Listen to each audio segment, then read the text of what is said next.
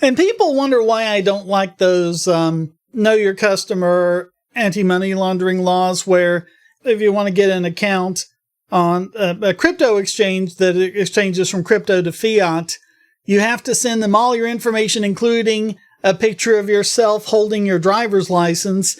It's like, yeah, how long is it going to take for one of those to get hacked? And now everyone's driver's licenses are on the dark web. And to be fair, we wouldn't have that problem if we didn't need driver's license. I actually saw a video saying that the real reason why they require driver's license is actually because when you think about it, a driver's license is just a state ID, you know? Yeah, it's a backdoor ID. Yeah, and no one would get one if it weren't for the requirement you need one to drive. Yeah, you know, the government has wanted a state ID system for as early as, like, I think World War I, but every time they've tried to do it, people kept protesting saying that's a violation of privacy and, you know, the government has no right doing it. So then they realized, hey, there's these cars that are becoming very popular. I have an idea. Under the guise that we're trying to protect safety, let's mandate it that you have to have a license proving you know how to drive a car, and said license just happens to have most of your personal information on it. Yeah, and they say, well, we can do that because driving is a privilege, not a right. Of course, anyone who's read the Ninth Amendment knows the problem with that.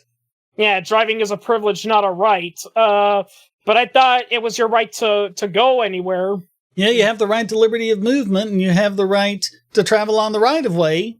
I don't know if it's true or not, but I've heard there have been cases where some states have flat out said, you know, there actually are requirements you have to have before you move into the state, and a lot of people are like, why? Yeah, I mean, they're not supposed to be able to have anything like that, but again, as long as no one stops them. Yeah, I know. I was ranting to you about that when I was talking about my casing. It's like, you know, like what Wisconsin's been doing to me. It has violated so many constitutional amendments that I just want to know what the hell makes them think that they're exempt from the Constitution, you know? And like you said, they just say, oh, well, some judge, you know, in this one case, you know, 30 years ago said we could do it. Yeah, you know the Supreme Court cases are kind of like the Bible. You can go through and pick and choose anything you want to say. There's a case somewhere where they say what you want them to.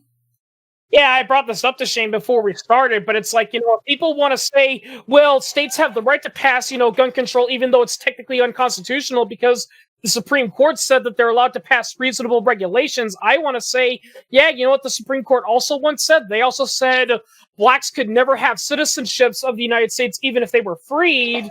Segregation was constitutional as long as the facilities were quote unquote equal. Forcing men to fight a war was perfectly okay, as was interning Japanese people and performing eugenics policies on the mentally disabled people.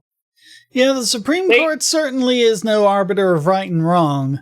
Yeah, that's the Ninth Amendment, Fishron, the thing that just because a right isn't listed here in the Constitution, that doesn't mean it's not a right. So, I mean, anyone who says, oh, well, that's not a right because it's not in the Constitution. Well, they haven't read the Constitution. Yeah, I mean, according to the Constitution, your rights come naturally. They're from you being a sapient living being, you know. Yeah, there isn't a single point in the Constitution where it says, you know, this right is hereby granted or whatever. In every single case, it talks about your rights as if they already existed previously, and the Constitution is just protecting them. Yeah, and Fishron, if you consider not only how people feel about their cars, but about how, I mean, whenever you go to apply for a job, one of the questions is, do you have reliable transportation? You know, when you look at all of that, it's not just a right, it's a necessity.